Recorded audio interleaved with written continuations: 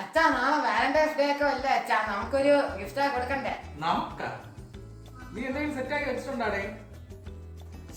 അതല്ല അച്ഛാ, അച്ഛ അമ്മയ്ക്ക് നാളെ ഗിഫ്റ്റ് കൊടുക്കുന്ന കാര്യമാണ് ഞാൻ പറഞ്ഞത്. അത് വേണോ? കയ്യിലാണെങ്കിൽ അല്ലിന്റെ പൈസ അത് മാത്രമല്ല, നിന്റെ അമ്മയ്ക്ക് എന്ത് കൊടുത്താലും ഉച്ച മാത്രമേ പറയുള്ളൂ.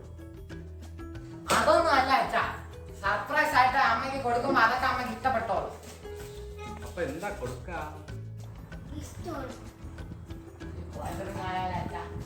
സ്വർണത്തിന്റെ വിലക്ക് അതൊന്നും നമ്മളെ ബഡ്ജറ്റ് നിൽക്കില്ല മോനെ. എന്നാ അമ്മക്ക് ഇഷ്ടപ്പെട്ട ഒരു ഡ്രസ് വാങ്ങിച്ചോണ്ടാല.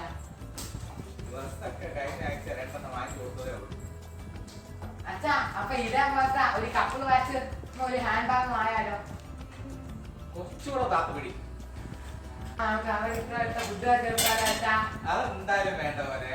നിന്റെ അമ്മക്ക് എന്ത് ഫുഡ് വാങ്ങി കൊടുത്താലും 3 ഡിവൈഡ് ചെയ്ത് നിങ്ങൾ 3 പേർക്ക് കൊടുക്കും. അതുകൊണ്ട് ഫുഡ് വേണ്ട.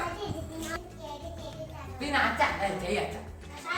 എന്റെ മനസ്സിലൊരു ഐഡിയ ഉണ്ട്, അത് ഞാൻ ചെയ്യും. അതെന്താണ്?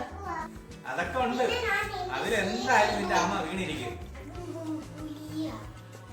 സസ്പെൻസ് അടിക്കാതെ പറ അച്ഛാ.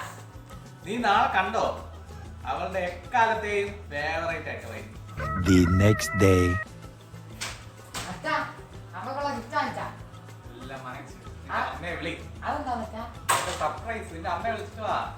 അമ്മ അച്ഛാ വിളിക്കണേ. വാലന്റൈൻസ് ഡേ അല്ലേ? അതിന് അതിന് നിനക്ക് ഒരു ഗിഫ്റ്റ് തന്നില്ലെന്ന് വേണ്ട. ഗിഫ്റ്റ് വാങ്ങിച്ചാ? ആ 2 കാര്യം കൂട്ടിയില്ലേ?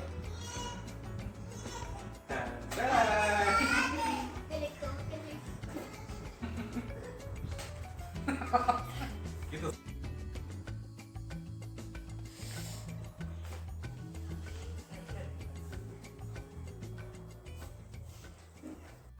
സൂപ്പർ ആയിട്ടുണ്ട്. ഇതാണ് ഗിഫ്റ്റ്. ഇതാണ് ഗിഫ്റ്റ്. വിലയും തുച്ഛം, ഗുണവും മെച്ചം. ഓക്കെ.